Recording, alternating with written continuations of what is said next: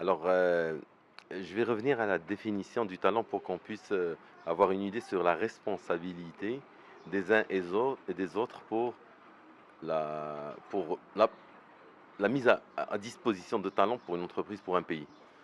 Grosso modo, on a ce qu'on mérite. Si on a en bout de chaîne d'un système d'éducation nationale et d'enseignement supérieur des populations formées de façon inadéquate par rapport à un marché, on retrouve une matière première qui n'est pas adaptable à l'entreprise et on est loin de parler talent.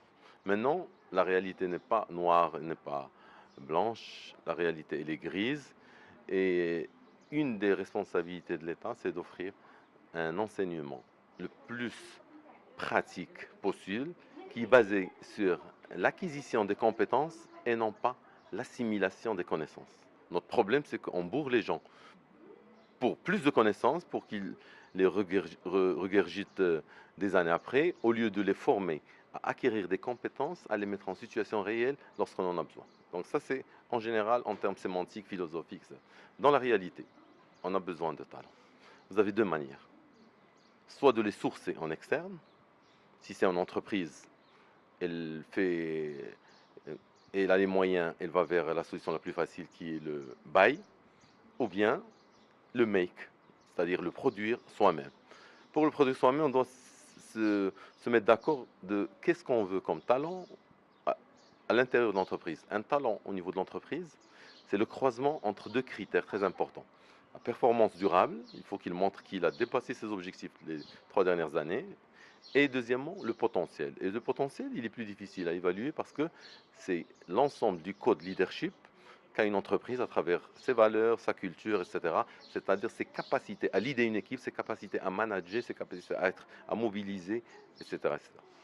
Maintenant, lorsqu'on croise ces deux critères, on a une matrice qui est très connue dans le monde, qui date des années 2000, qui est la matrice Ninebox, qui permet l'identification des talents. Qu'est-ce qu'il nous donne? Et je vais la simplifier en quatre boxes.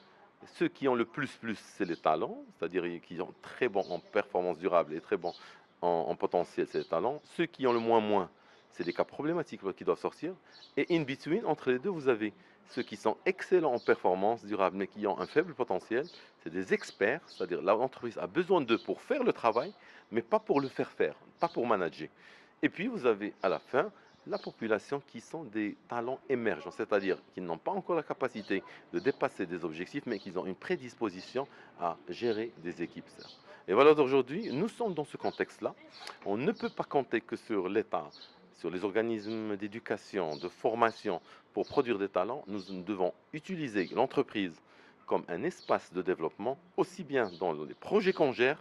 Dès qu'on veut développer quelqu'un, on lui donne des projets, on lui met dans des taxes force.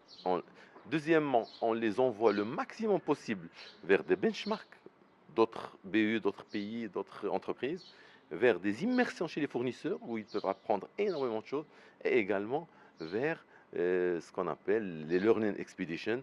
Maintenant, il y a des boîtes qui peuvent organiser 3 4 visites d'entreprise, que ce soit au Silicon Valley pour voir ce que fait Google, ce que fait Facebook, ou bien à une petite échelle, aller en Tunisie, ou bien en Turquie, ou bien en Espagne pour voir ce que fait le métier de meilleur et les gens apprennent beaucoup plus vite parce qu'ils ont envie de réaliser des choses réalisables par leurs voisins.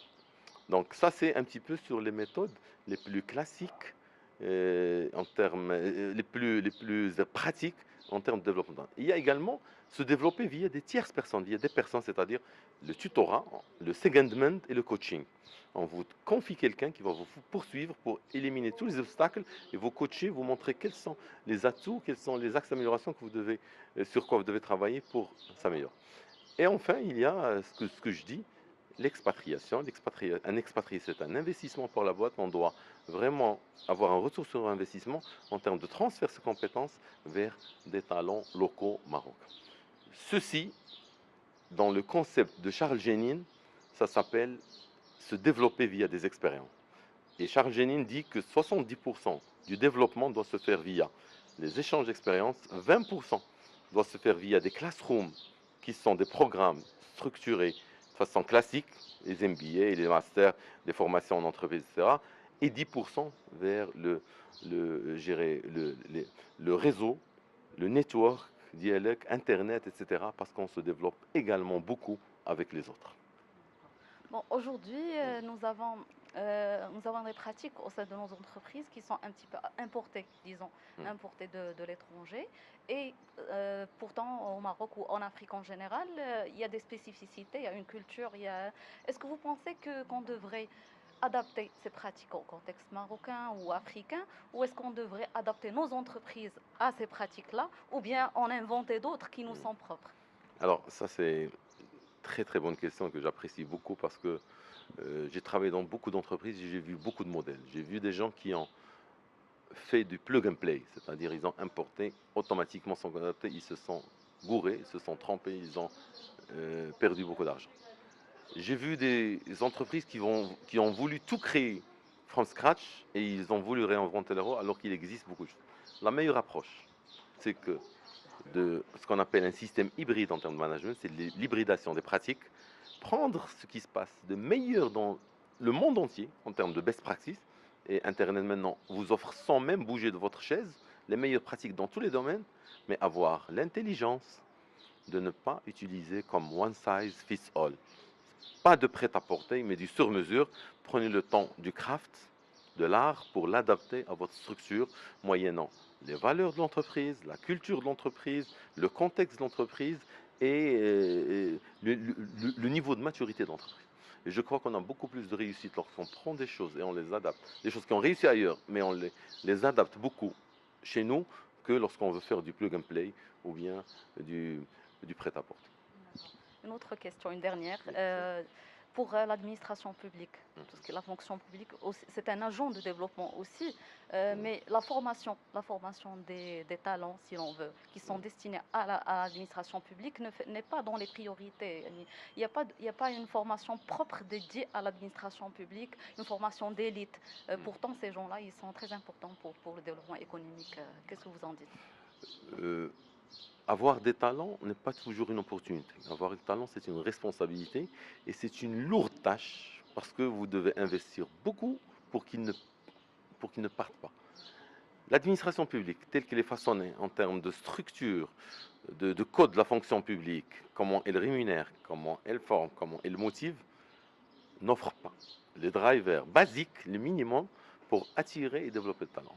On attire des talents et on les met dans des structures de rémunération qui dépassent la médiane, parce que le privé a le choix de fixer le salaire qu'il veut, alors que le public n'offre pas cette possibilité parce qu'il travaille avec des échelles et des échelons.